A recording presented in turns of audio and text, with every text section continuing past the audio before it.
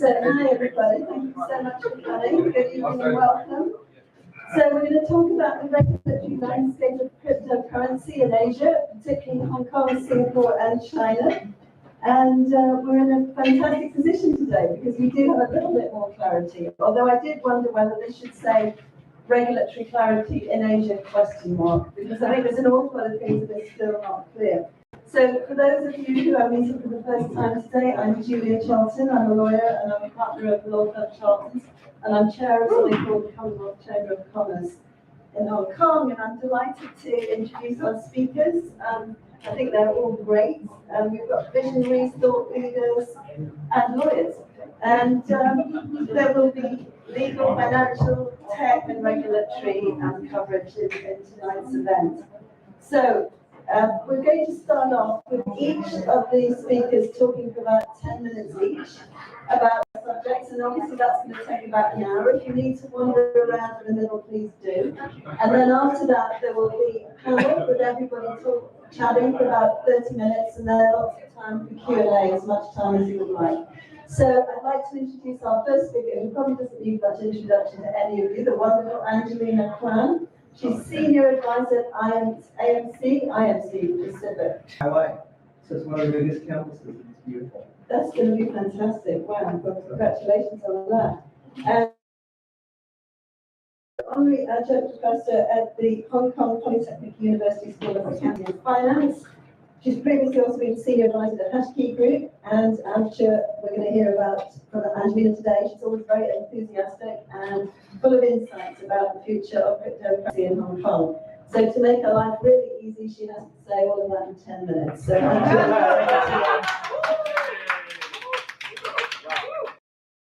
Julia, and it's really nice to meet all of you, and I hope this was actually an hour and a half. I did a presentation here, and it was actually here, and there were so many questions that it was almost 2.5 hours before we got out, but I have 10 minutes. So next slide.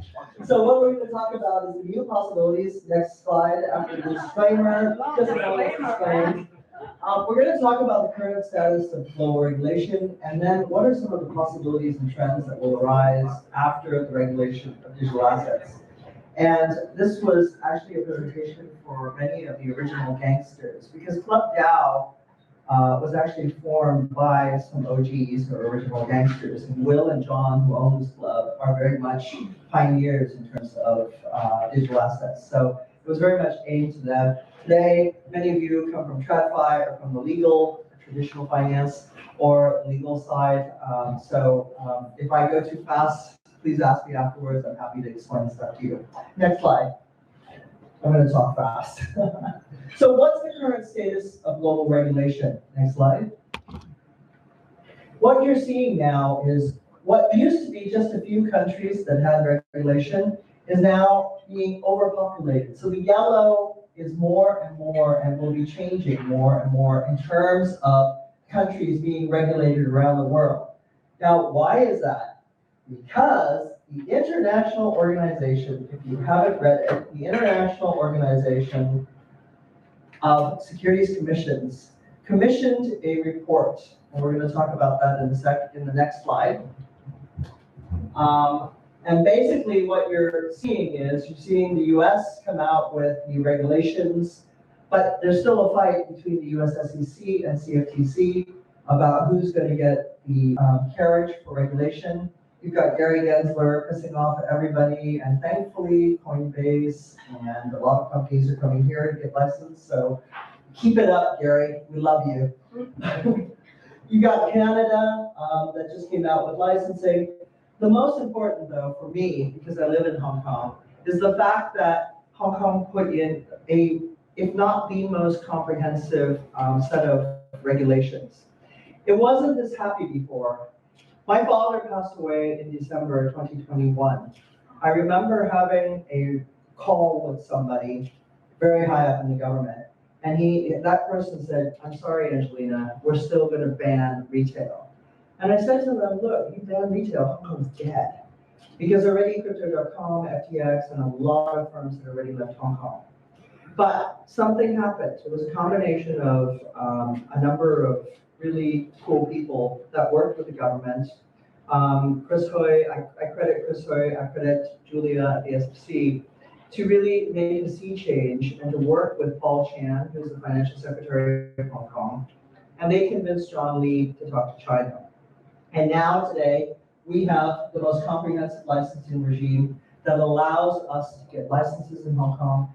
No more fear that you can't get a license here. There's no quota. There's as many licenses as you want, that as long as you qualify, we have it. And I'll let Kim talk about the rest of that.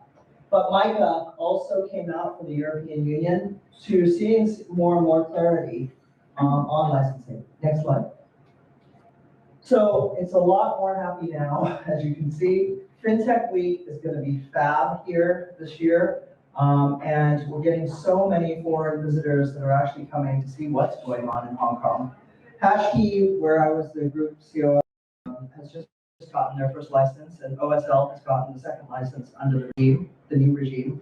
And I have it on good authority that a lot of big names are going to be licensed here. So what are the key focus areas of regulation? Well, it's going to be on classification of digital assets. How are they going to be classified? Is it going to be a utility token, securities token, and so on and so forth? And therefore, securities regulations are going to be a very, very big area. Even in Hong Kong, if you're selling it as a security, it has to be registered with investment products in Hong Kong. It has to go through a review process, and your lawyers will tell you this. That's why also for tokenization, you need to be very careful, and we'll talk about that in a second. AML, the most opaque and difficult thing to follow is the travel rule, for those of you who've heard of it. I can't even get my head around it. But basically, the travel rule has been promulgated, so if you're going to get licensed, you need to be able to follow how to do AML and how to follow it around if you're moving from account to account in different places. So I won't go into great detail. But consumer protection is the biggest regulation area, and it's really covered in the new regulations, and we'll talk about that in a second. But no more of this FTX blowing up and everybody losing their money. That's not going to happen anymore under the watch of regulators, or at least that's what we hope. So next one. Central bank digital currencies. Julia and I were sending notes to each other. Singapore just issued their stablecoin regulation, and Hong Kong is working on central bank digital currencies with the e-Hong Kong dollar. There's a number of programs going on with Riyadh, with Thailand, with China in terms of CBDCs. So this central bank digital currency is going to be here to stay. It's going to actually revolutionize banking, loans, making them faster, and so on and so forth. So this is a big area. International coordination, regulators are going to really start working together, and we'll talk about that in a second with the IOSCO principles. And innovation sandboxes, these are actually, in the beginning, all the regulators wanted to watch people and be in these sandboxes. Well, guess what? It's real time. You're going to be able to get a license, and regulators are going to be watching you. So the sandbox theory is going to be moving forward even faster. The big area, for those of you who follow Japan, is taxation. And for those of you who are American, if you have Bitcoin, you will be taxed, and you have to report it. So taxation will be another area that can kill, unfortunately, Bitcoin. Or digital assets, but that every regulator around the region and world is going to be looking at taxation. Next one. So IOSCO, this report came up with 18 recommendations. For those of you, if you haven't read it, or if you're in the legal function, you need to read this, because this is the blueprint for all regulation going forward for every regulator. The SFC followed it to a T in terms of this consultation paper. This is what was passed on June 1st.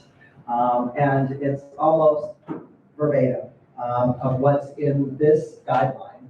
So the 18 recommendations cover 6 key areas. And that pertains to conflicts of interest, market manipulation. I don't want to take over Kim's talk, so I'm just going to quickly go through it. Market manipulation, cross-border risks, custody.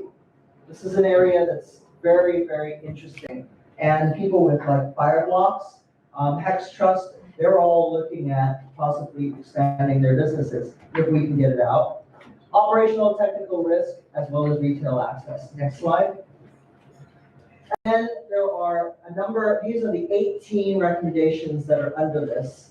And basically they have everything to do from order handling to admission to trading to custody and securing money and assets. I'm just going through them quickly, setting the stage. But basically IOSCO, all the securities regulators around the world belong to IOSCO. All the regulators actually belong to IOSCO. And when they've made these recommendations, that means it's going to be promulgated in every country, from Africa to Malaysia, to Singapore, to Hong Kong, to the US. So this will be the blueprint going forward. Next slide. And the interesting thing out of this report, I've never seen it in an IOSCO report before, is they actually covered the case studies that led to where we are today in crypto, almost like a warning sign to regulators. So they covered stable coins, highlighting the risks with the Paxos Binance issue, as well as USDC Circle depegging. They talked about the failure of FTX. They talked about Zlato. They talked about insider dealing, the Coinbase case. And you know what? Regulators around the world are going to follow this because they do not want this in their backyard. That's the first time I've actually seen real cases in the IOSCO report. And then non-compliance with existing securities laws, you're going to see a lot of people getting thrown into court over this. And you just saw that XRP just won. Ripple just won a case against the US SEC, but they're still appealing.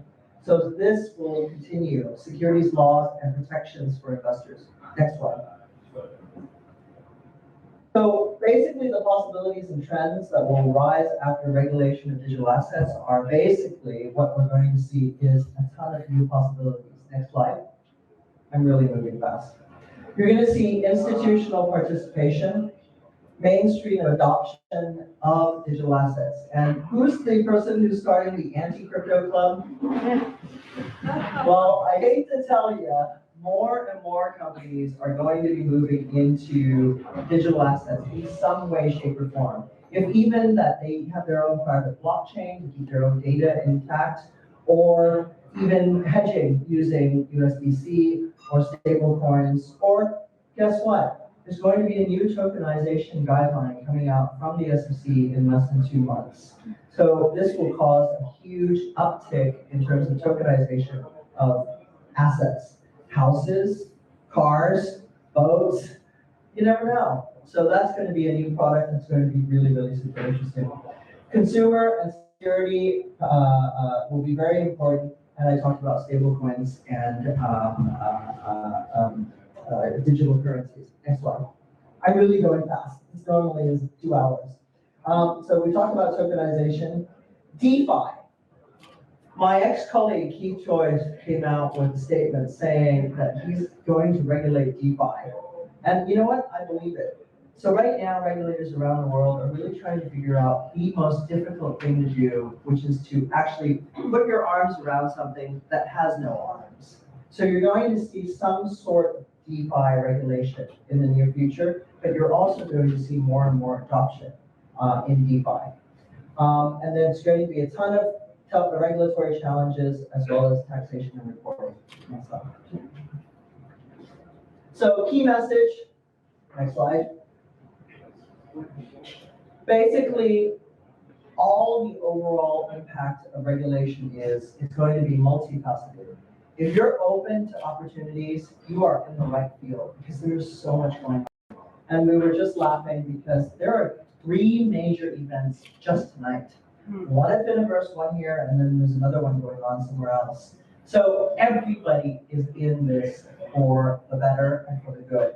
And it's very, very, it's just growing by leaps and bounds. And it's up to you as a participant, a lawyer, or an investor to get into this industry, and investors to seek these opportunities. And the issue is the extent will depend on what the regulatory measures are. And you're going to be hearing from 4 other people that are going to be talking about regulations in Hong Kong as well as elsewhere. But what everybody needs to do is stay updated. There's no more of this, oh, I don't want KYC. You need to comply or die. That's another key point that people need to think about. Next slide. And then within the next 3 years, I have to tell you, digital assets will be regulated completely. And then what you're seeing is traditional fine moving into digital assets. So I'm going to sort of stop here. Only those that are nimble, compliant, and financially strong will survive. And for those of you, hold on for the ride, because I think it's definitely just going to keep growing and just keep learning. So next. I hope I kept it a little bit. That was brilliant. Thank you so much, Angelina. So let's move on now to Singapore. Diana. So I'm delighted to introduce you to Diana Tay. Is that how I pronounce it? Yes. Yes. Legal Director at FS Law and Singapore. She's an exceptional person whose influence and innovation have earned her well-deserved recognition in Southeast Asia's legal landscape. And she's been acknowledged by the Legal 500's GC Power List for Southeast Asia as one of the most influential in-house counsels, not once but twice. And she has 15 years of experience as a chief counsel across Asia Pacific, Middle East, and Africa. And she has a great understanding of the legal landscape across these geographies. So right now, she's focusing a lot on the complexities of alternative investments, including private equity, venture capital, hedge funds, and so on, but in particular in crypto. So Diana, it's lovely that you're here with us, and we're looking forward to hearing these exciting new trends in Singapore. Thank you very much. Thank you very much, Julia. Right, so I think Angelina has very nicely set the stage in terms of what we are in for in relation to the crypto assets. So maybe we move on to the next slide. So what I'm going to be speaking about today, few things. I mean, first of all, we need to understand what digital assets, the digital assets ecosystem is all about. I mean, we talk about crypto, but obviously, crypto doesn't just mean cryptocurrency. It means a whole lot more. And anything to do with assets that can be computerized and can be destroyed, right? So moving on, and we're going to be talking about products, what questions we need to address, what the regulator is looking for. So the regulator in this instance would be the Monetary Authority of Singapore. And thankfully, we've only got one regulator to deal with in relation to all the regulated activities in the financial services sector. And I'll just quickly run through the relevant acts that will be relevant to crypto assets. And what they're actually looking at, and I'll also describe a little bit more in terms of what the licensing regime is going to be in Singapore. There's something hot off the press only 2 days ago. And so thankfully it's only 20 pages long, but still there's quite a lot of detail. So maybe let's move on to the first, which is basically what is a digital asset ecosystem. So this is a diagram. I mean, I think it's not entirely comprehensive, but I think it's good to basically understand the ecosystem actually consists of a lot of players, ranging from the token issuers to the dealers, the market makers, the exchanges, the custodians, I mean, fund managers, wallets, investors, and actually also an NFT marketplace. And the reason why we need to actually map out the entire ecosystem is because each player actually triggers possibly different licensing requirements. So, for example, the fund manager, they'll be dealing with securities, and that will be under a different act compared to a player that deals with crypto assets, right? And same for token issuers as well, depending on what asset underlies the tokens. Again, it triggers different licensing requirements. So next slide. We then look at what products we are dealing with within digital assets ecosystem. So I've basically broken it into effectively two broad categories, but so I think, for the industry players, I mean, I think you guys are pretty much familiar with all these different sorts of digital assets, from cryptocurrency, which is what we've been talking about, stable coins, CBDCs, tokenized deposits, carbon credits, and of course, on the non-fungible side, I mean, we talk about NFTs, financial assets, that's basically what we call security tokens, digital identity. I mean, I saw that the 8-bit music, real estate tokens, I mean, that's also something that is tokenized as well as IP. Next slide, please.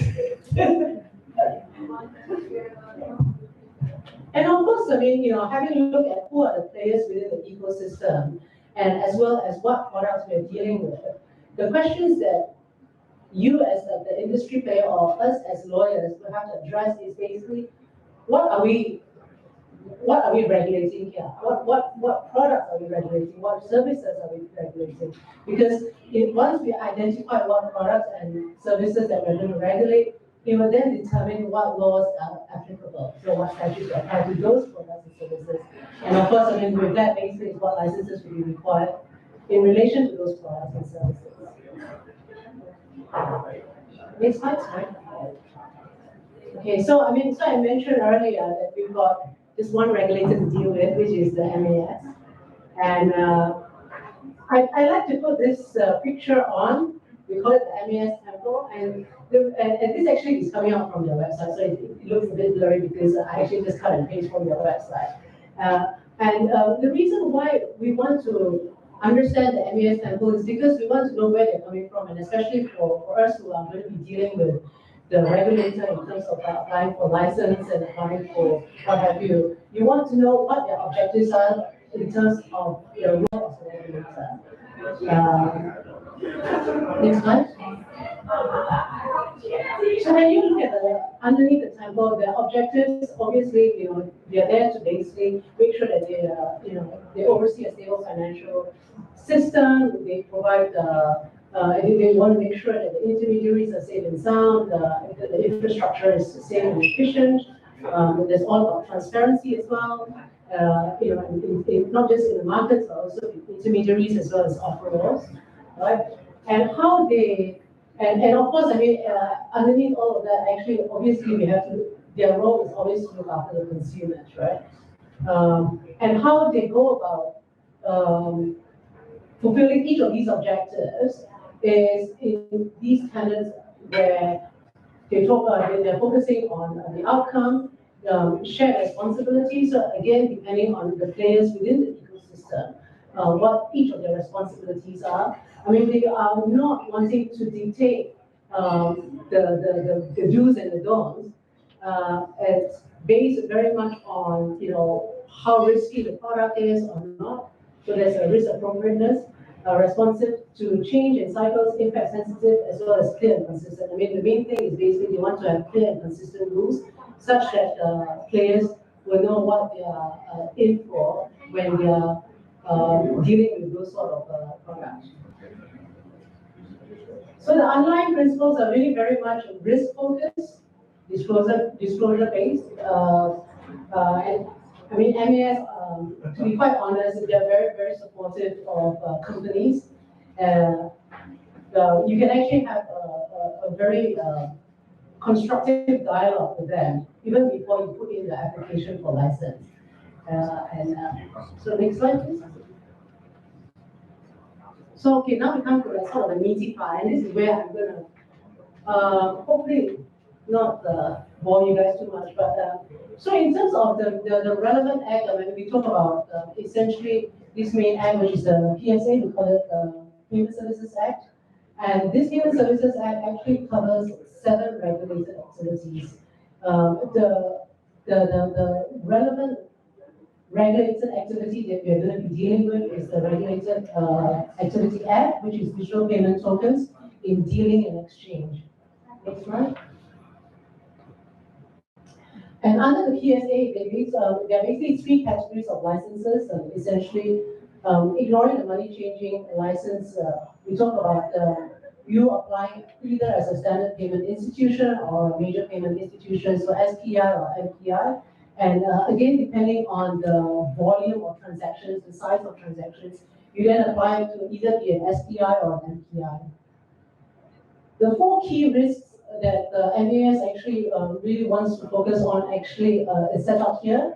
I think Angelina mentioned, very much focus on the AML, CFT sort of thing. So that actually plays a huge focus for the regulator, just in terms of when you put in your application, what's your KYC process, right? So that's the money laundering and terrorism financing. The other risk that they also want industry players to be focusing on is user protection. COI doesn't play so much in relation to crypto, the DPT, the digital payment token services right now, but as we move along and cover not just dealing, but also providing custodial wallets, that's where this user protection sort of comes into play.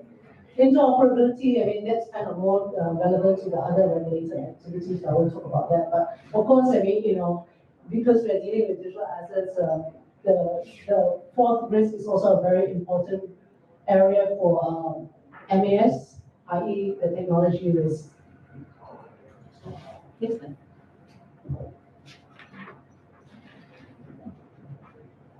So, as I was saying, basically, because MAS is very much a disclosure-based, risk-based kind of they adopt that sort of approach.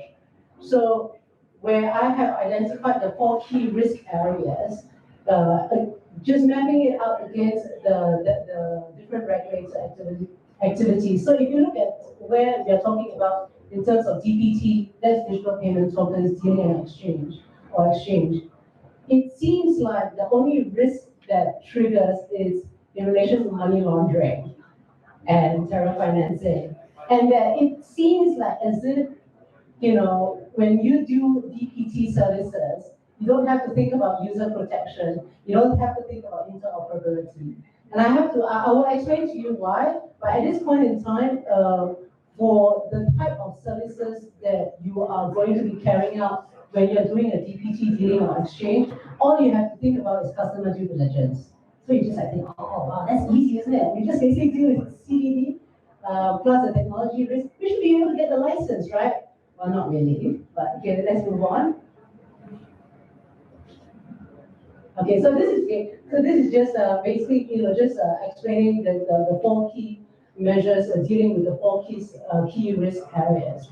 All these actually, you can probably take it from the MES website, because this is just an infogram that I've extracted from the MES website. So, moving on. Okay, so we were talking, sorry, there's a lot of words here. No, there's 170 licenses not processed under this. Correct, Yes. exactly. So, okay, so Angelina actually knows the scene there. So this is the thing. Payment Services Act actually came into play in 2019. So there were a whole bunch of industry players who are already carrying out all these services. But because the act was not in place yet, so therefore, what MES basically told these industry players, please submit your application. Until such time, we basically get back to you. You can basically carry on doing what you do. We are kind of under the exemption. But then if you don't hear back within whatever months after that, you can pretty much assume that you will get the license, kind of thing. So yeah, so that's a bit of that. So under the DPT services, so that's the digital payment token services, what MES has basically just regulated is essentially just in the service of dealing and in the services of facilitating the exchange. So dealing essentially is basically a broker-dealer. Facilitating the exchange essentially is a crypto exchange, right? And I mean, I've just basically essentially cut and paste the entire definition. The devil actually is in the detail. And the reason why I kind of like put facilitating the exchange of in relation to, and then the next line is facilitating the exchange of digital tokens. I mean, there was a bit of the, what's the extra word? Why does it look so similar? Actually, for this one, it's just for that particular DPT, that specific one. Whereas this one actually about any, so that's the difference. But whatever it is, both definitions actually cover the crypto exchanges. So as long as you're carrying out these activities, you have to apply for a license under the Payment Services Act. Okay? Next slide, please. Now, of course, that basically is a very narrow scope. So after MES enacted the 2019, the Payment Services Act in 2019, of course, there were all these applications, and then that's when they realized, oh, there are all these different business models, and can we sort of put it under dealing perhaps, or can we sort of put it under exchange or facilitating? So, I think there was probably a bit of brain explosion within the regulators. They said, look, I think they're pointing to extend it further. And so that's when the Payment Services Amendment Act came in. It was enacted in January 2021. Unfortunately, it's not yet in operation. So we all know what is going to be included and what is going to trigger the license, but it's not yet in operation. And the reason for this is because MES is still effectively having to think of what guidelines that it needs to be provided to these players dealing with this activities. We can pretty much see that the PSA, Payment Services Amendment Act, will cover the transfer of DPTs, custodial wallets. So that's definitely very clear that if you're providing gold wallets or hot wallets, whatever it is for DPTs, you'll trigger the licensing requirement. And also the facilitating of exchange without actually having the DPT, without actually possessing the DPT itself. And what does this all mean for us? Essentially, if you're carrying out any of those activities, it's considered a licensable activity. It's subject to the AML CFT requirements. You then have to start looking at how it affects the retail consumers. So you will recall that table where if you provide DPT services, all you have to look after is CDD, i.e. customer due diligence. But now, and you don't have to think about the key risk areas. But with the expansion of the DPT services, you then have to start thinking about the retail consumers, the risk awareness assessment. It just in terms of how you basically deal with the customer's assets as well. So there's a whole list there which you will have to think about. So I actually will cut across all 4 key risk areas now. Okay, next slide. Now, of course, there's a whole bunch of consultation in relation to, for example, custodial wallet that, where, you can give instructions to the player who basically is in control of that DPT, but then what does control mean? So that is the reason why the Payment Services Amendment Act is not yet in operation, because they have to go and deal with all these definitions, right? So we basically covered the first act, which is the Payment Services Act. That's quite a huge act. I put this Financial Services and Markets Act here as well, simply because this is effectively a catch-all, i.e., if you are operating in Singapore and providing DPT services in Singapore, you're covered by the PSA. If you set up your company in Singapore or you're providing services outside of Singapore, unfortunately, you're covered by the Financial Services and Markets Act. Yeah. Again, and this is basically, and it actually doesn't just hit the industry, the players who are dealing with digital payment tokens, but it also deals with companies who basically use Singapore as a base, not actually carrying out the regulated activities in Singapore, but doing activities outside of Singapore, which if they do not hold themselves up to best practices, will pretty much tar the image for Singapore. That's the reason why, okay? So that's the Financial Services and Markets Act. It's actually passed in April 2022, and the first phase actually has already started. The first phase basically is essentially just providing MES with the various powers. The rest of the act actually is not yet in operation as well. So you've got the Payments Act and then this FS Act. Correct, going yes. on. Correct. So anybody that's already licensed under the payments will have to So- follow this part too. No, so it will probably be a repeat anyway, so anyone who's already licensed under the PSA, that's fine, because, you know, they will already have all the risk framework, whatever it is all in place, but let's say if they're not caught by PSA, they'll be caught by the FSMA. And, so this is what it's basically saying, so the new licensing requirements, so like, let's say if they're providing additional token services in Singapore, you're either caught by the Human Services Act, the SFA, so that's the Securities and Futures Act, so that's basically covering those who are dealing in securities, i.e. not cryptocurrency, or FAA, that's the Financial Advisors Act. Outside of Singapore, so i.e. you are set up in Singapore, but your activities are all outside of Singapore, you're then covered, you're then caught by the Financial Services and Markets Act. Okay? Next slide, please. Okay, I mean, you know, I won't run through this. I mean, you know, this essentially talks a little bit more about the money laundering and the terror financing. You can basically go into this this paper. It basically sets out like all these best practices. So there are use cases in there as well, and what MAS expects you to put into place in order to deal with this money laundering. So I'll see. Yeah, next slide. Yeah, so I mean, so that this paper actually covers all these different assets, including cryptocurrencies, stable coins, you know, the CBDCs, digital assets, it's all there. Next. Yeah, and basically, you know, it also sets out, like, you know, let's say if the digital assets is traded or is transferred or used for payment or for investment purposes, any of this will basically trigger the need to basically do the money laundering, the KYC. So, yes. Yeah. It is. Okay, I mean, so this is basically the last slide. It's Homework. Not homework. yes.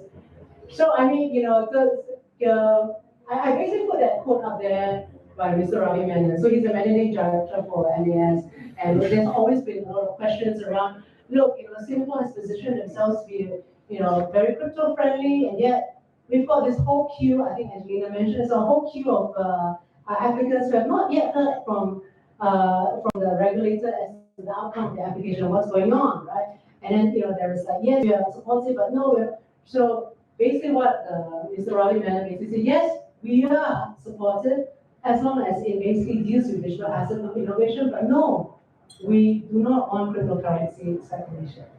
And actually, you know, following from that, actually, just 2 days ago, they basically provided, you know, guidelines as to how they want to deal with stable coins. Okay, right. Great, thank you very much, Diana.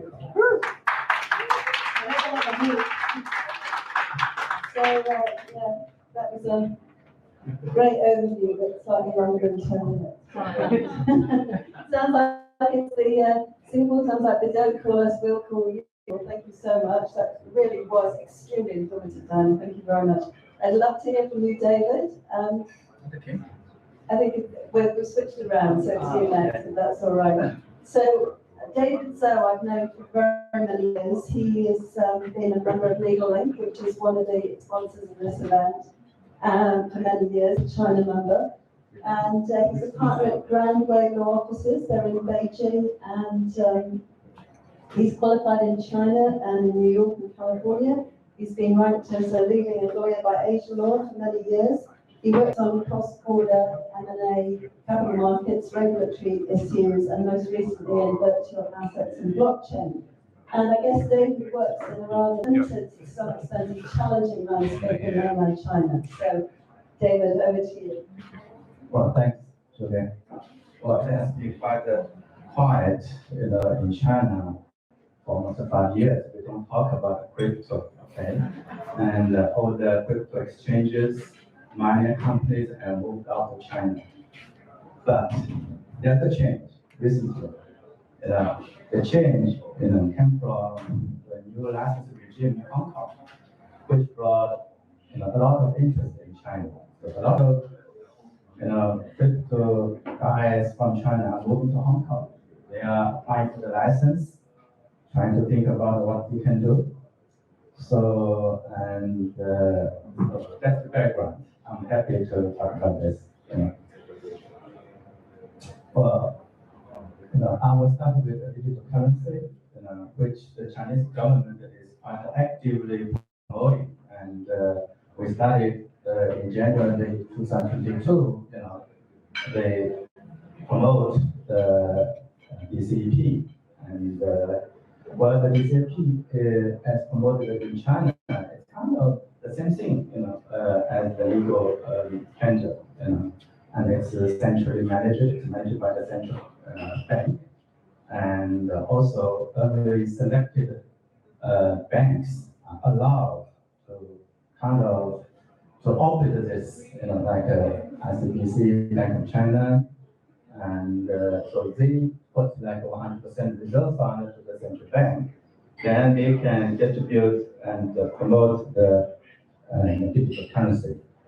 It's kind of unique. I don't know whether it's happening, outside China in this way, but also there are two ways you can do it, in a kind of anonymous way, or you have the full disclosure. And of course, there's still even the anonymous way, just open with your mobile phone, and there's still limited traceability about who you are, if it's needed. Okay. And also, one thing is very important is, the payment that can be online and offline, because what happens is during special situations like earthquake time, all the telecommunications are out, you cannot make payment. That's terrible. So that for the DCP, you can still make payment. And of course, it also works for cross-border e-commerce situation. Okay. The function is to receive money, to pay money, and to transfer, and to kind of fill. Next. Well, the Chinese government talks about a lot encouraging distributed technology, internet technology, but I think they are more focusing on the application side. They don't want to see the application in the financial side. So that's the difference. Okay. And then let's see, on the application side, for example, virtual currency. Virtual currency C is recognized in China as a property rights, a virtual property rights. It's protected. If someone stole your Bitcoin, you can sue the court, and the court will, make judgment. Other than that, if you want to use it as a currency, I want to, exchange it, or I want to sell, and I want to do fundraising, do I still know? Definitely, it's illegal since 2021, and for ICO, it was prohibited even earlier, so in September 2017. So these are all considered, illegal and very risky. A lot of people were put into jail for their activities involving this. Okay. 2 years ago, a new toy, like an NFT, was in the market. That caused a little bit excitement in the industry for a short period of time. And then the regulators came up again, said, oh, it's more like crypto stuff, you stop on that side. However, it's not completely, cancelled. For example, if you want to do it like for certain utility purpose, that's okay. In China, I think even today there are more than maybe 3,000 FTs registered. But the thing is, it's only on the primary market side. You issue it for certain purpose, for certain utilities. So it's not traded, it's not circulated. You cannot sell it for profit. No, that's kind of difficult to strike balance, right? And some people do got into trouble, but what happened is we have several thousand entities, but they don't hear them openly in the market. They're doing it, but it only serves limited purpose. So actually, the official paper documents only say digital collectibles. We don't say NFT, okay? We say digital collectibles, okay? And of course, there are certain special aspects for this, and usually these digital collectibles are issued using either consortium blockchain or public blockchain, okay? No virtual currencies allowed. And also it's essentially managed. You actually need to submit it for scrutiny, and also there's a filing system. You have to file with the authority. And also the pricing, it's set by the platform. And once that's set, you can only sell at that price. There's no speculation there. And so no cash function, no social media function. So it's not really NFT in the real sense. Okay. As you can see, it's used as a collection. You can collect it, keep it, or you can donate. You donate it to someone else, transfer at a cost. Only a few of them, you can transfer and for certain price, but within the platform. So that's the current situation. Next, let's compare the difference between the digital collectibles in mainland and the FT in Hong Kong. As I said, mainland the digital collectibles are mainly for utilities, not for trading, while Hong Kong's FT can be for both. And digital collectibles are highly regulated, scrutinized. Of course, in Hong Kong there are certain regulation, but I think it's more liberal. If you don't fall into the regulated activities, you can do it, you can issue it, So, and in China, we only have the primary market minting and issuing. We don't have the secondary market. And of course, Hong Kong is both primary and secondary market, which is good for the industry in the long term. Even though in China, FT not perceive virtual currency, that is not banned by being an FT itself. However, if any activity associated with an FT looks like crypto-like attributes, that's what's banned. So any issuer will be very cautious to do more than just issuing a NFT. So also certain activities will be considered illegal, like it's using virtual currency, Bitcoin, as pricing and settlement instruments, or the ownership is divided, or there are multiple bulking meetings. In that case, it's considered ICO in disguise. It's automatically considered illegal. And also, you cannot have like concentrated tradings, continuous listed trading, or trading under standard contracts. These are more like Bitcoin stuff, virtual currency. So, next. And this year, one thing is very hard. It's kind of very challenging. The LGC brings a lot of new aspects, challenging things to the crypto and to of course, LGC is hard, and the government wants to promote it, and also it's a big thing. A lot of companies are doing the larger model, large language model, and a lot of integrated models are already happening and in specific sectors on a larger scale in China. Next.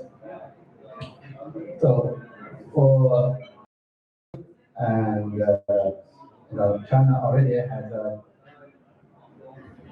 regulation for market in July and effective a few days ago, and it puts a lot of obligations on the LTC providers, like regulated network information security, data processing, personal information security.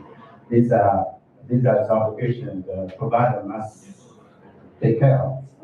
And it seems right now, the risk with LTC is the data mining risk, because when you mine the data in the public or belong to someone else, what's the extent, how much data you can get, use the data to train your model.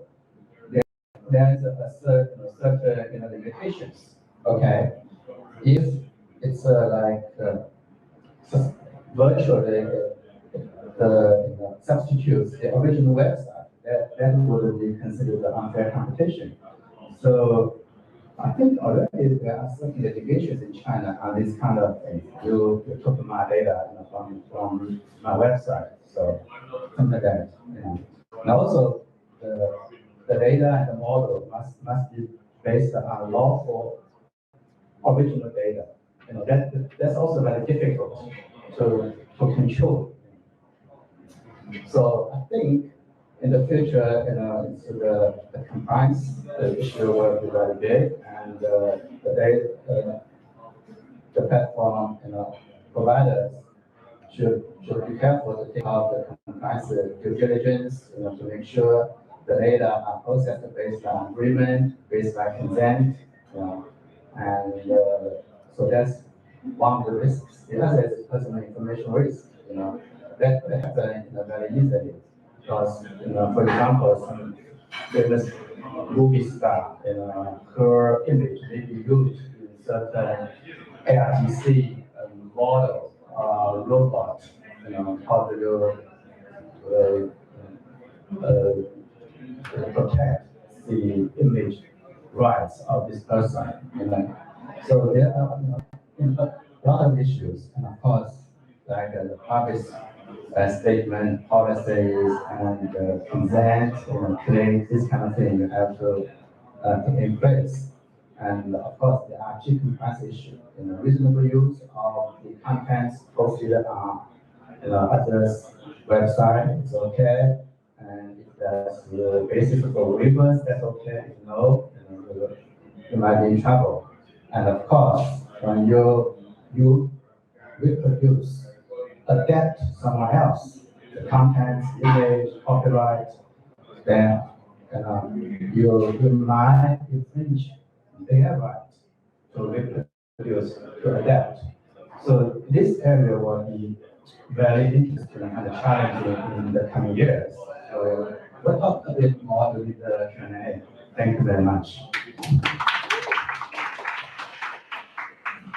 Thank you, David. So now we'll move to Sandy, please. Sandy Kane. Sandy is really one of my favourite people. She's a Cambridge University graduate, and she's somebody here who's actually running a real business.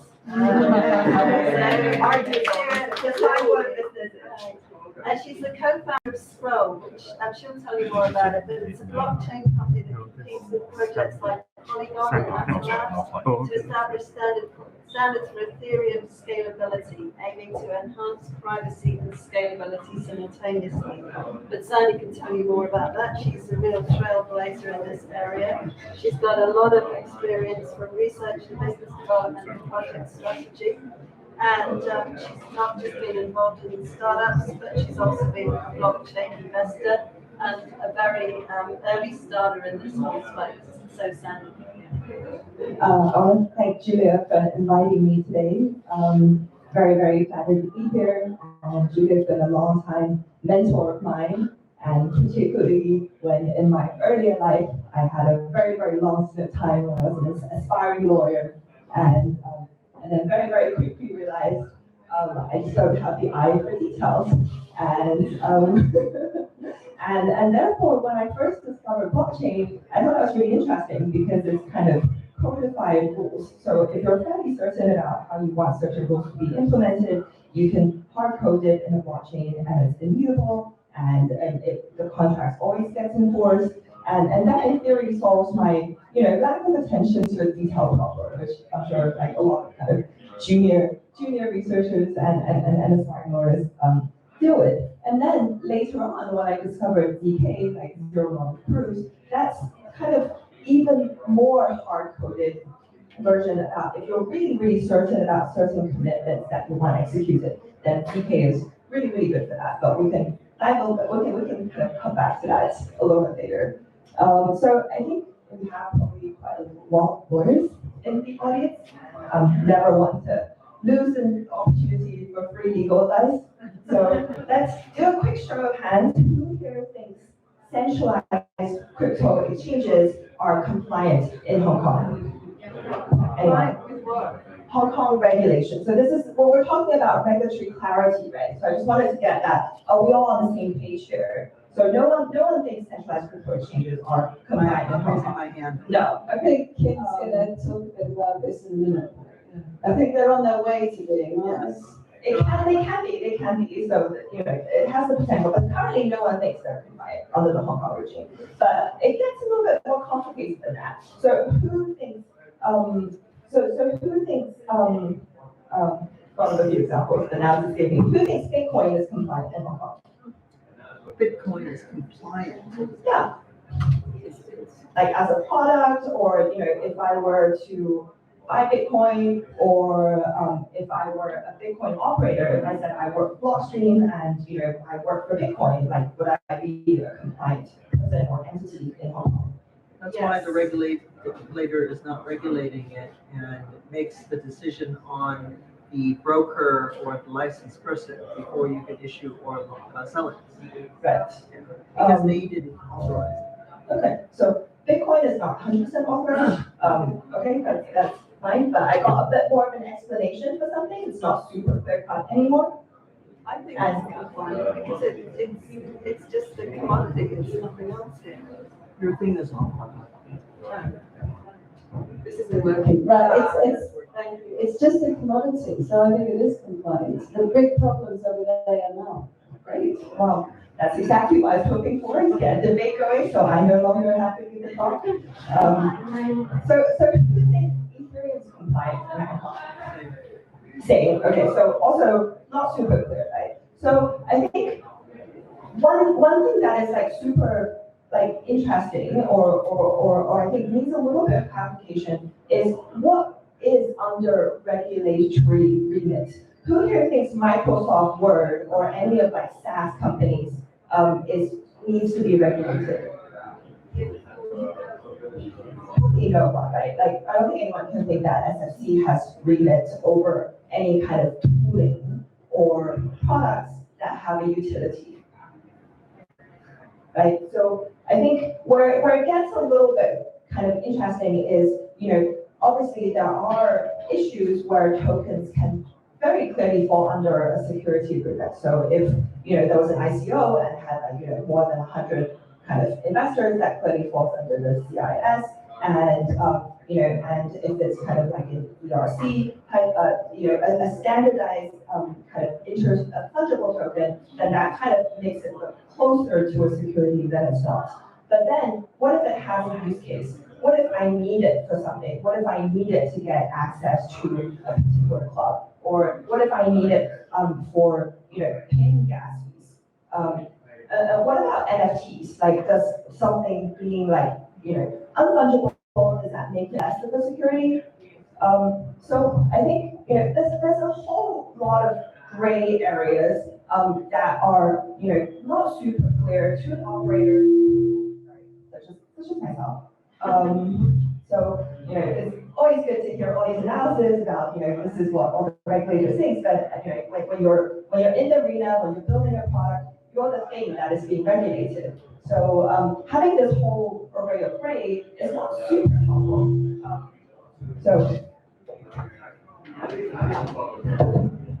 But I think I would argue that in the global scheme of things, Hong Kong actually has a super clear regulatory framework. So Hong Kong is very early in putting out an exchange regulated framework. A few years ago, starting with OSL and then HashKey and then probably a few others later on. So I think compared to other jurisdictions, it's very forward-looking in that respect.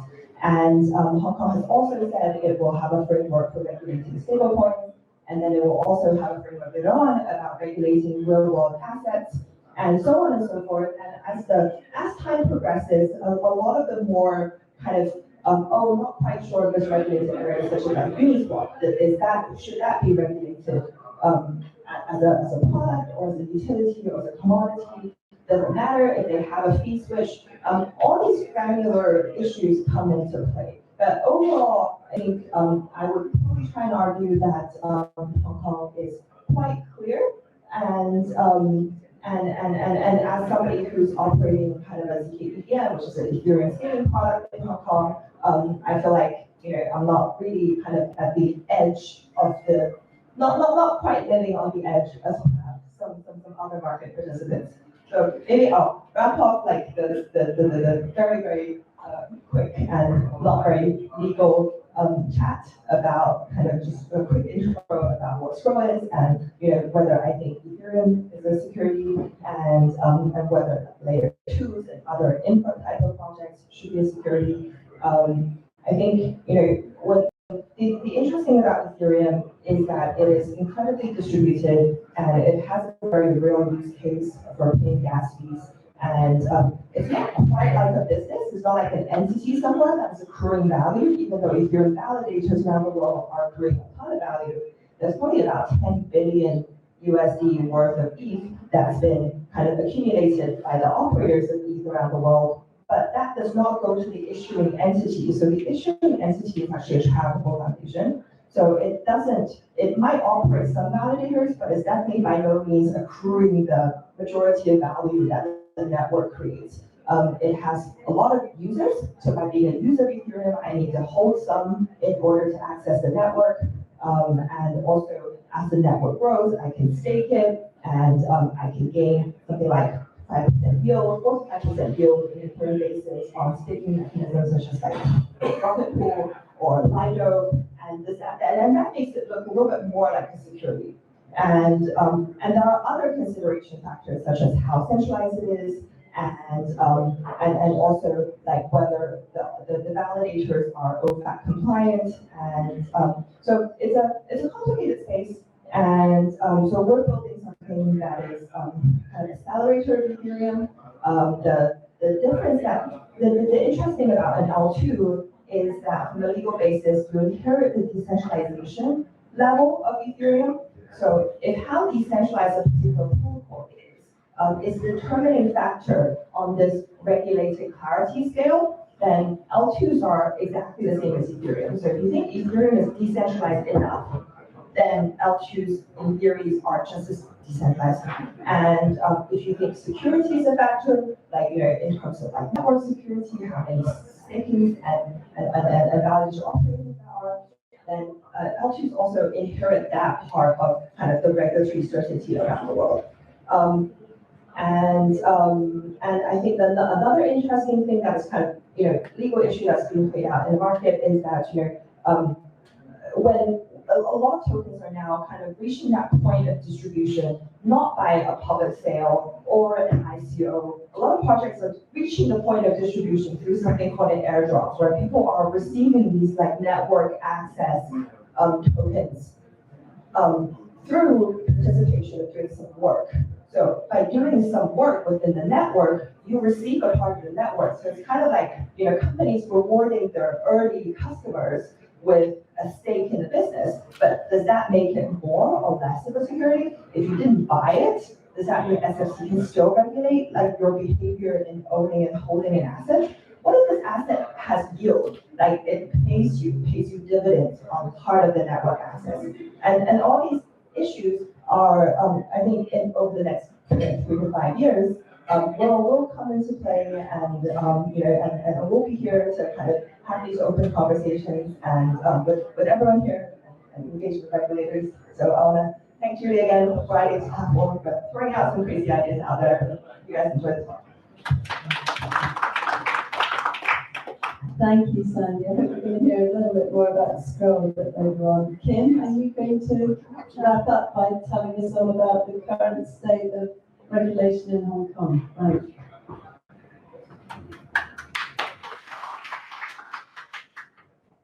So I think we've heard a lot earlier about from Sandy, from Angelina, crypto is definitely being developed and being applied in Hong Kong.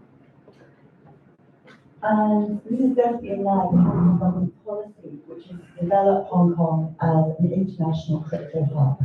And doing so, it kind of aims to cement Hong Kong's reputation as a forward-looking, cutting-edge finance centre. Actually, last year, Paul Chan was speaking, and he described cryptocurrencies as unstoppable new financial innovations. We therefore need to embrace them. In October, the government came out with its own crypto development policy, and that recognized DLT and Web3 as the future of finance and commerce, especially recognizing the ability to vastly improve the speed and also reduce the cost of particularly international payments and settlements.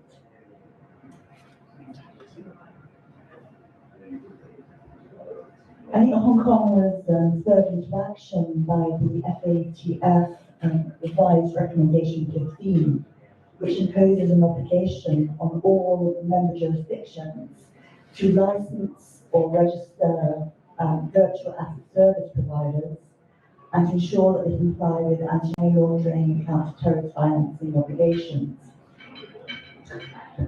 With that in mind, the SFC has set about licensing crypto exchanges, which is probably narrower than the FATF definition of virtual asset service providers, and also is narrower than the Singaporean regulation. So at the moment, they're only regulating crypto exchanges. That, of course, may change, and the scope of the legislation could actually broaden to cover things in the future.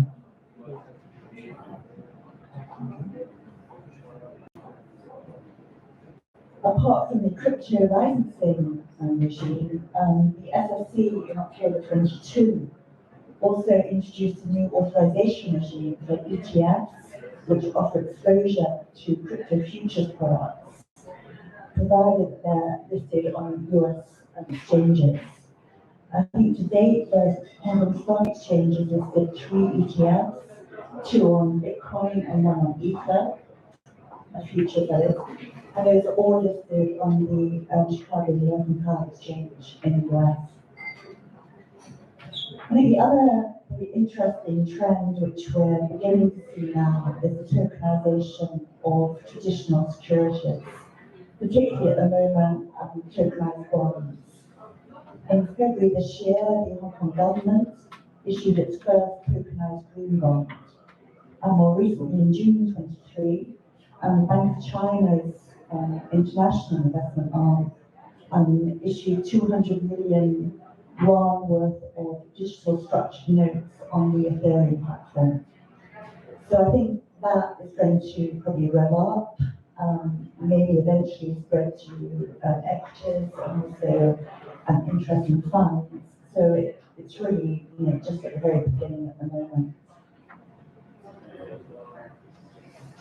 So looking quickly at the regime for virtual asset exchanges. So essentially you've got 2 licensing regimes. The original one was on the SFO, and that requires the licensing of crypto exchanges which are trading crypto as securities, again the statutory definition under the SFO.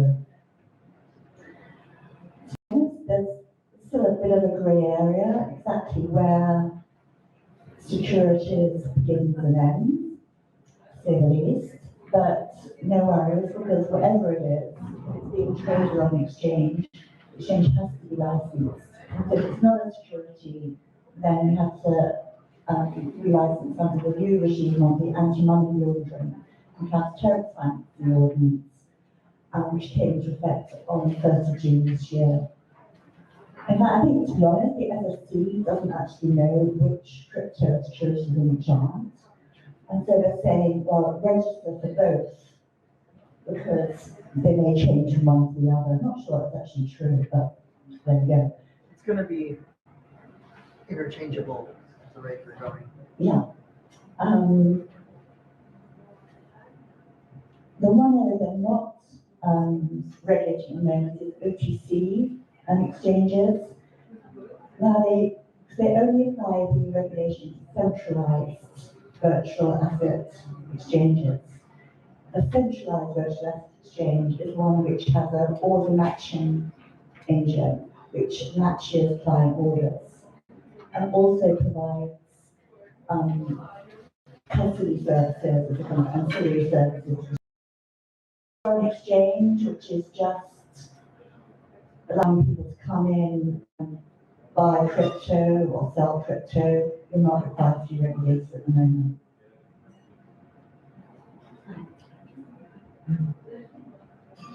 One of the major changes the SFC made to this whole regime as it was being developed was around the question of, can retail investors have access to these licensed platforms? And the initial proposal was no, it was only going to be professional investors. I think there's a bit of a kickback from the industry who felt that this was not going to work, and that basically any exchanges that were here would leave if they couldn't trade for retail. And certainly there wouldn't be any exchanges coming from anywhere else to Hong Kong. And I think, as Diana explained, there are no real restrictions on retail trading in Singapore. So retail investors can trade on these licensed platforms, but subject to a number of restrictions. Probably the most severe restriction is that they can only trade large cap, highly liquid crypto. In fact, there's two exchanges, OSL and Hashkey, which were the only two licensed under the SFO before all this new regime came in. And their licenses are recently upgraded to allow them to trade not only for professionals, but also for retail investors.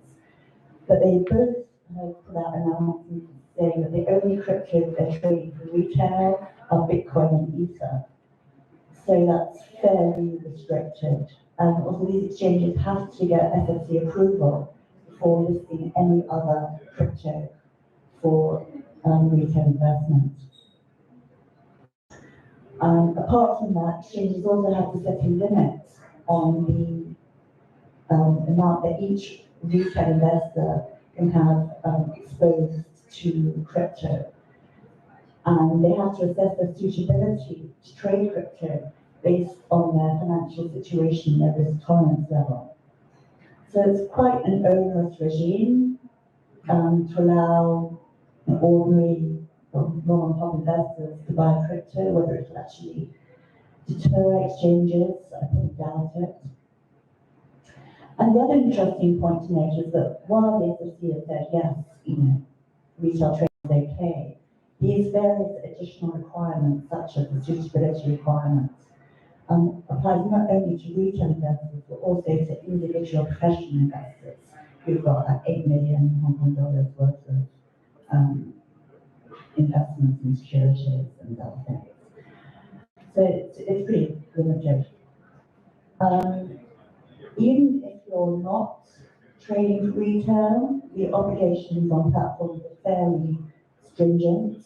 You've got to have due diligence on crypto that you're going to trade, and you have to set up a token admission committee staffed with senior staff members, and they're the ones who have to decide which crypto you'll list and which ones you won't.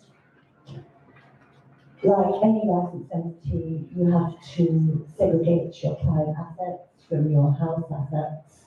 And actually for a licensed crypto exchange, all client crypto has to be held on an associated entity. That's 100% owned subsidiary, which is licensed under the AMLO as a trust provider or as a service provider. They also want very stringent stringent custody and private key management arrangements, storage requirements, and apparently this is one of the most difficult things to comply with, is that 98% of your client crypto assets have to be in cold storage, with only 2% in hot storage. They also want a major assessment of cybersecurity risks and measures in place to try and address them. They step back the insurance requirements a bit, in that now it's not pure insurance you have to provide, but you can have a mix of insurance and the crypto exchange can set aside its own funds. But in any event, that's still pretty onerous given the lack of insurance providers in Hong Kong market.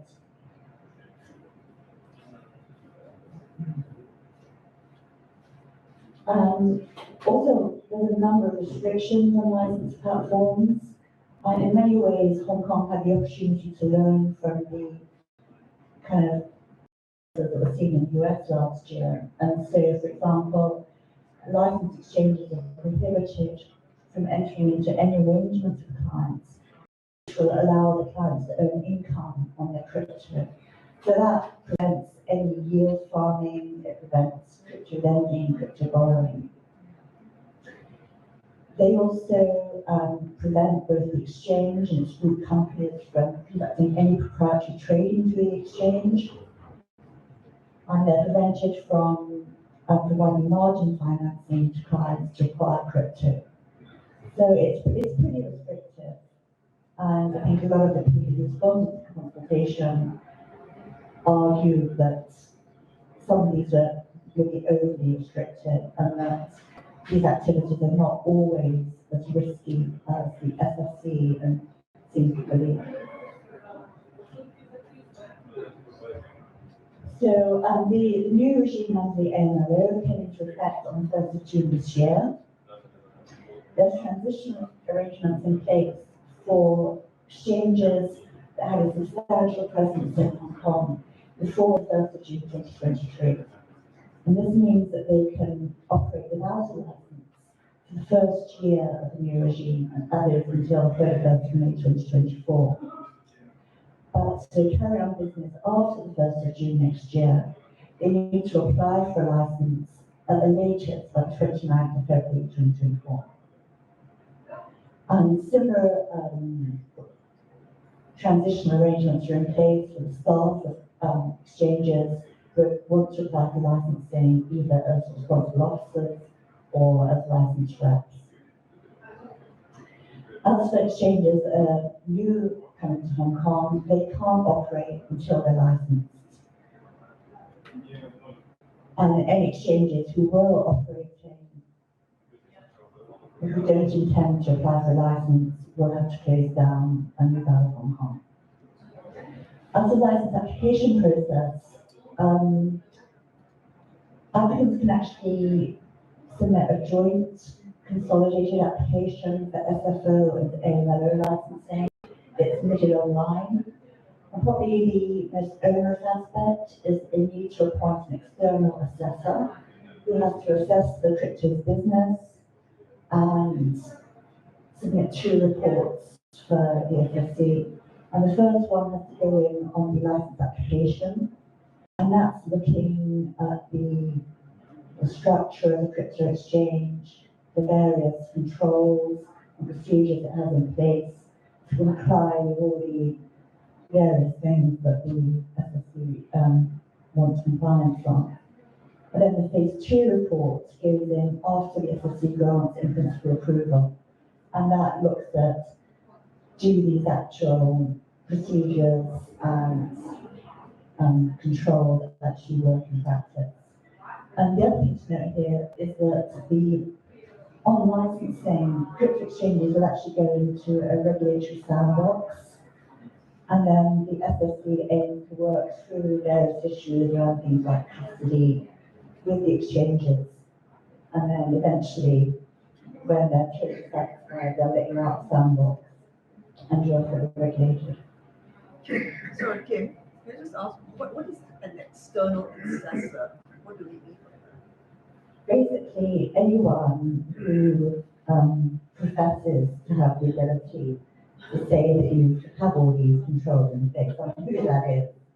I think it's basically the SFC trying to offload the responsibility.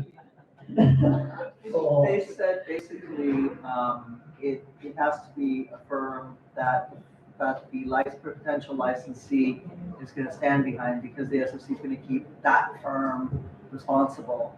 So, but they're looking at, they haven't said PwC, Deloitte, and Kroll and that, but basically it's being implied that it has to be a firm that will protect the interests of who they're examining and be able, and that person being examined, the licensed person.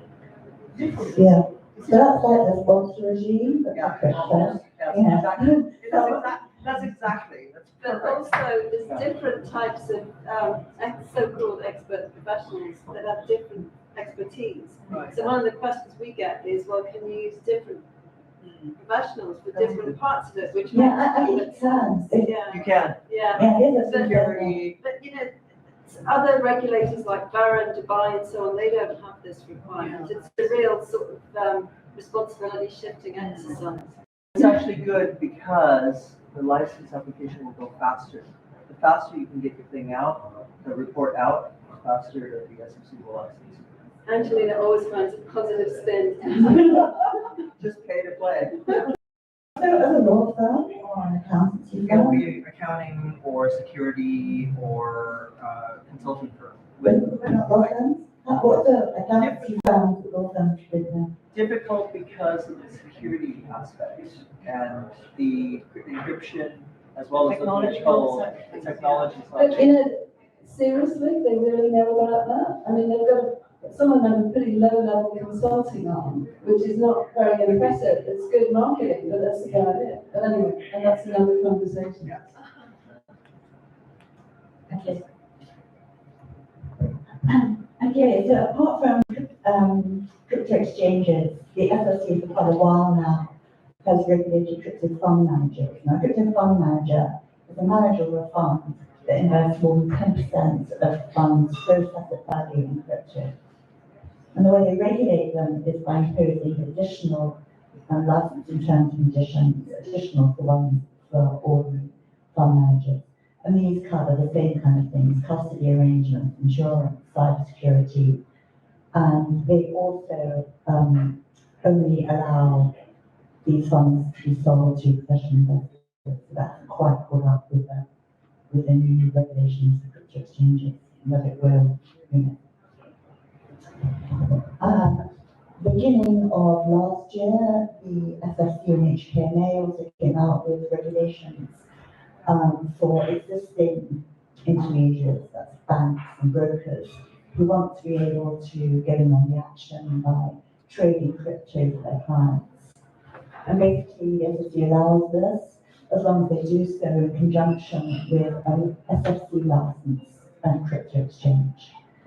And then they can either just act as an introducing agent, introduce the clients so the clients can then trade directly on the licensed platform. Or alternatively, the licensed intermediary can open an omnibus account and then provide trading to its clients through that account. And that comes with a few additional investor protection obligations. Similarly, distribution and advising on crypto is also permitted by Type 1 licensed intermediaries and also Type 4 advising on securities people. Again, that's restricted to professional investors. And they also have to conduct an assessment of whether the client has knowledge of crypto investing, except where the investor is an institutional professional or a qualified corporate professional investor. There's no real standardization around that assessment of knowledge. So it's a bit of a free-for-all thing. Right now, the HKMA has also been talking for a few years now about stablecoin regulation. And it first came out with a consultation paper in December 22, and that was at the time that Facebook was hoping to launch its Libra token, which caused a lot of government regulators gone quite hot under the collar, and eventually just didn't happen, or not in the proposed form because of the fears of regulation. So the licensing regime that's been proposed focuses solely on payment stablecoins, which they talk about as being ones which have the potential to become widely used means of payments. And so it was definitely targeting Libra when it originally issued. It will not cover algorithmic stablecoins, which, given the events last year with the collapse of USDT and the SIX token Luna, is maybe a bit questionable. But actually, the focus of this new regulation will be around making sure that stablecoins are fully backed and that they're redeemable at par. The HKMA proposes introducing various license activities, and that will include issuing stablecoins, providing storage for the keys for stablecoins, and providing stabilization and reserve management arrangements. And finally, looking at probably one of the more exciting aspects, which is CBDC development. And Hong Kong has been involved in looking at a digital version of the Hong Kong dollar for a few years now. And in May this year, they launched a pilot program with 16 banks and payment service providers looking at 6 potential use cases. And those include online payments, offline payments, tokenized deposits, and Web3 trading and clearing. And looking more kind of cross-border, since 2017, Hong Kong has been involved in something called Project Enbridge. It was originally called Project Lion Rock. It was just Hong Kong and Thailand in the early days. But it's now a joint project between Hong Kong, Thailand, China, and United Arab Emirates, in conjunction with the Bank of International Settlements. So basically, this is a new platform on a new blockchain, which aims to provide P2P cross-border payments and foreign exchange transactions using central bank digital currencies. They've already piloted this using real corporate transactions, using selected commercial banks and corporate customers. And actually, a report by the Bank of Thailand said that some of the pilot projects have shown that they'll be able to reduce settlement times or transfer times from 5 days in some cases to a matter of seconds. So that definitely seems something to get excited about. And I was reading Bloomberg the other day that the Americans are quite upset about this. This has gone ahead with the Bank of International Settlements involvement, and they're worried about any of the CBDCs of China and the other jurisdictions actually replacing the US dollar as the main currency for international payments. But of course, they're welcome to join anytime if they want. And so that's the kind of skeleton introduction to crypto-regulation in Hong Kong. Obviously, I can't go into the real detail of it, which would take forever. But also, if you've got any questions, just Fantastic, Kim. Thank you so much. That was a cool report. Because I know Kim so well, I'm afraid I didn't introduce her properly. You can probably tell she's with over 25 years experience in Hong Kong and has been working in the crypto space since 2017 and knows it inside out. So sorry I didn't say that at the beginning. So I think everything has obviously been a very long 10 minutes. And each and Sandy, who managed to stick to her time. So we're just going to put the panel into one question each, all right? So if anybody could be, I shall choose the questions. David, Kim? Oh, thank you. Right, So Angelina, you first. So will Hong Kong's financial landscape for crypto look like in 5 years' time? I think,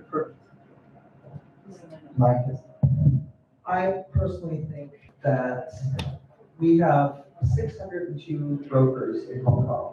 These are the licensed brokers, or those brokers that trade on the exchange. I think in 5 years' time, more than half will be selling digital assets or a hybrid of digital asset funds with traditional funds. There'll be new products that are coming out in terms of that will be either backed by digital assets or backed by traditional assets, working with digital assets. So what you're gonna see is tokenized products, and you're gonna see different financial services firms offering tokenized products, because this new framework will be coming out. Personally, the NFTs, I think, because they're so particular to somebody's style, I don't think they're going to be sold through the financial services firms, but you're gonna see niche art galleries that will be offering this. Have you noticed that there's been a very marked decrease in the discussion of the metaverse? It's still there, so there's gonna probably also be a reconstitution of what is the metaverse and how do we enter the metaverse and how do we sell things through that? And I think that area within the next 5 years will also grow. It's just being shaken out because nobody knows how to monetize those, the funny sharks, for example, and how to make money off of them long term, besides the first bubble. So I think traditional is gonna go into this area, and you're gonna see custody as a business. You're gonna see new asset classes come up, but I really think that custody will be the way of the future. There will be licenses for custody, and there'll be more and more custodians going into the market. Thanks, Angelina. Sorry, I sent you one question, but why do you think the Hong Kong Exchange doesn't create a subsidiary and license it to do crypto? They already, because they don't have Angelina Kwan. No, honestly, they actually haven't talked to the SFC about it. That's the funniest part. I've asked the SFC, and has anybody approached you from HPEX? So they've hired a guy that's doing tokenization. He's from OSL. And there have been touch points within the exchange that want to do digital assets. And I know Gucho wants to do, Nicholas Arpazan wants to do digital assets, but they don't really have a plan in terms of how to do it. And it's also, you're the exchange. You are the major monopoly in Hong Kong. Does that mean you get a monopoly to also trade digital assets? No, you don't, by the way. So I think they haven't really gone to the SEC with an integrated plan, especially on the risk side. But, you know, regardless of not having a monopoly, they've got a fantastic position. Yeah, they do it, yeah. So Bitcoin ETFs, we were the first market to allow trading of Bitcoin ETFs. So that's pretty exciting to me. It is, thank you very much. So David, what opportunities do you think Hong Kong's new regime will actually bring to the mainland? Because you mentioned that there's a lot of interest from the mainland. Well, first I want to say, the new regime in Hong Kong is very important, and I hope it will be a great success, that it will be a lot for the mainland. So if Hong Kong is doing well, then probably China will follow in a certain way, okay? And in terms of the new opportunities of the Hong Kong regime for Chinese political side, I think let's talk about, on the safe side, let's talk about NFT, okay? I think that will, promote NFT in China in several ways. For example, you can see already, the Chinese NFT, providers, operators, they are expanding or migrating to Hong Kong, which before it couldn't happen. And now they are setting up companies, platforms in Hong Kong, and they are migrating some of the projects and the NFT products they have minted before to the Hong Kong platform, and hopefully with their proper licensing, you can do more other than, just issuing, probably you can do more trading as well.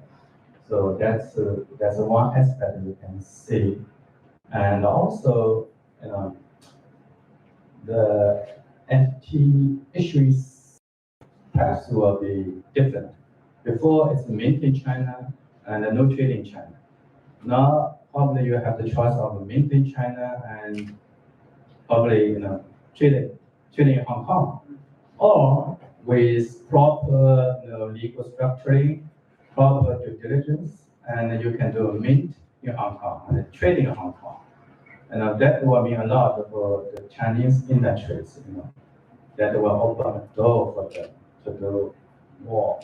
So especially in facing of the AIGC impact and Web3 challenges, I think these are the good opportunities. Thank you very much, David. So Diana, I think there's just two questions here that are so interesting. I've got to ask you both of them. The first is that I'm just MAS. gonna choose one. I'm waiting, I'm dying to have a PR. Yes. So, let me put them together then. The MAS seems to be sending mixed signals when it comes to digital and virtual assets. And we wonder, where are they really going? What are they really doing? And the other question, I think, is if you're sort of lost in the hell of the Payment Services Act applications, what could you actually do to fast track the licensing process? Okay, I'm going to make this really short just because the beer is calling out to me out there, right? I mean, I think in one of my slides, essentially that caption, right? Yes to digital innovation, no to crypto speculation, right? So that's where MES is in relation to this whole industry, i.e. they basically recognize that the technology enabling cryptocurrency is very relevant. It's very useful for things like tokenized securities. So they are actually pushing for. So I also deal with funds as well. And they're basically pushing for the fund structure that we have got called BCC to be tokenized as well. So I mean, there's a whole big study around that, right? And it's because MES recognizes that that helps in terms of making the whole process more efficient. It creates market as well in the fractionalized way and all that. And of course, I mean this the it being secure in relation to the blockchain, right? And it basically MES definitely recognizes that cryptocurrency is a bad thing. It is a bad thing. It is a bad thing, isn't it? No. Jokes aside, I mean, it recognizes that there will be we cannot ignore the existence of cryptocurrencies, and that's why they basically developed a whole new act called the Payment Services Act, as opposed to trying to squish it within an existing act called Securities and Futures Act. So that's one side. Now, of course, addressing your second question, yes, MAS is taking their time to process all the applications simply because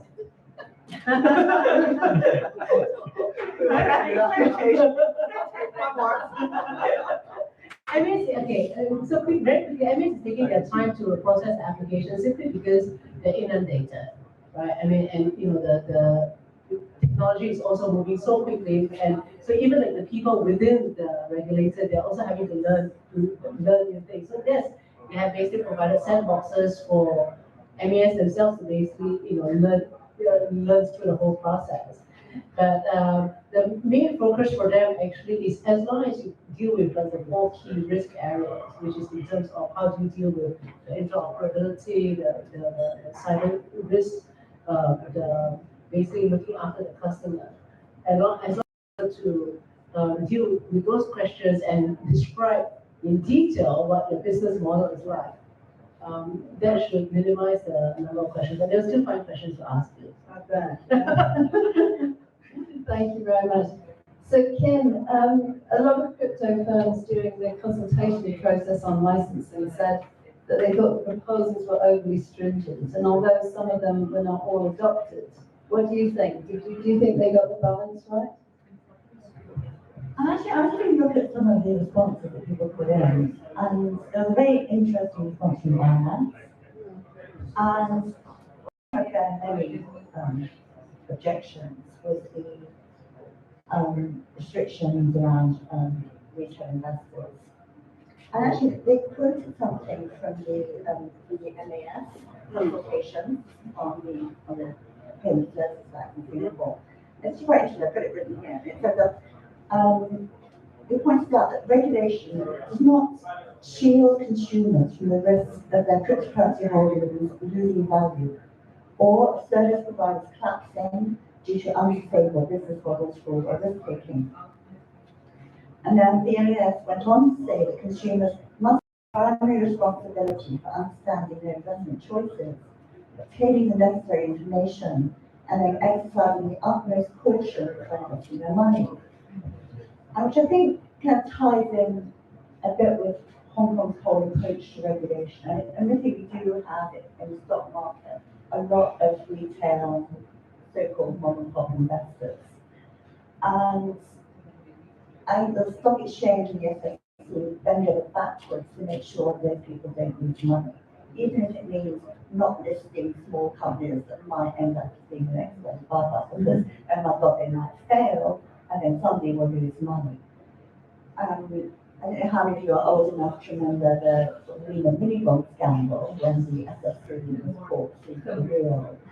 And the last thing the SFC wants is, mom and pops outside Hong Kong banks banking bonds, complaining that they've been misled by the bank staff, which probably they were.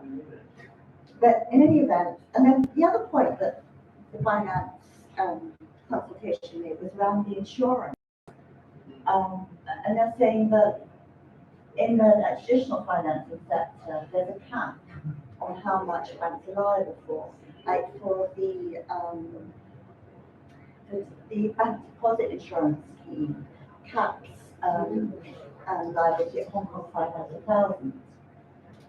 So they're saying basically if crypto exchanges liability is also capped of a notional amount likely to protect most retail investors in the market, then their very limited resources can go to protecting the most vulnerable sector.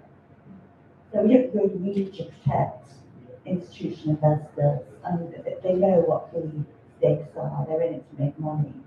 And if crypto suddenly falls off a ledge for whatever reason, then that's the risk they take.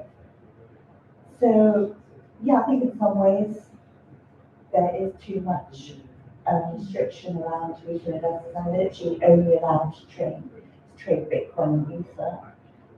Yeah, that's great. Thank you very much, Kim. Very interesting. And I think it emphasizes what I think is this unholy alignment some of the time between regulators and institutional investors and the interests of institutional investors, actually.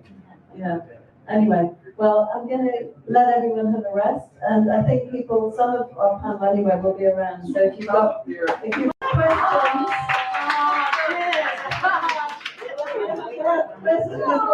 they'll be very happy to answer them. And thank you all very much for your Thank you, patience. Julia, for putting us together. Round of applause. Round of applause for Julia, the governor, and Julia's team, who very quickly pressed all the slides for us. So thank you very much, Nicola. You're welcome. Thank you all Thank for being here and being a great audience. Thanks, everybody. And thanks for staying through all this. I'm sure it was. All right, take a picture. Let's take a picture. Okay, good. Julia, one picture before you can hold your beer. Only.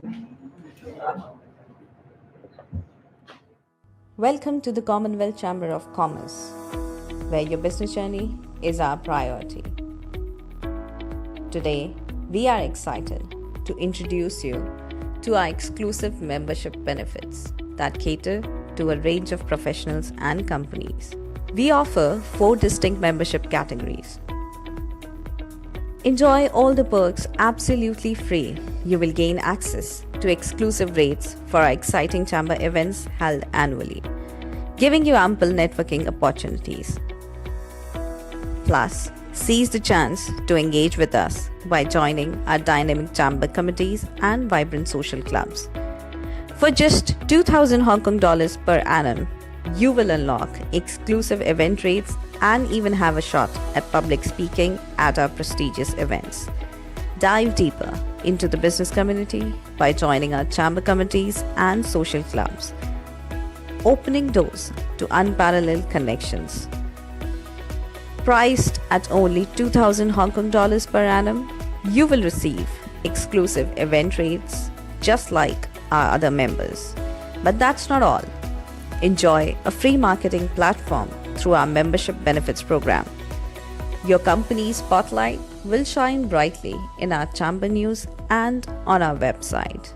And don't miss out on opportunities to contribute to our chamber committees and social clubs. Our comprehensive package at 5,000 Hong Kong dollars per annum brings you exclusive event rates, making your presence known at our care events. Experience unmatched exposure through our membership benefits program, chamber news, and website. Showcase your expertise by speaking at our events and become an integral part of our chamber committees and social clubs. No matter your business size or aspirations, the Commonwealth Chamber of Commerce is your gateway to unparalleled opportunities.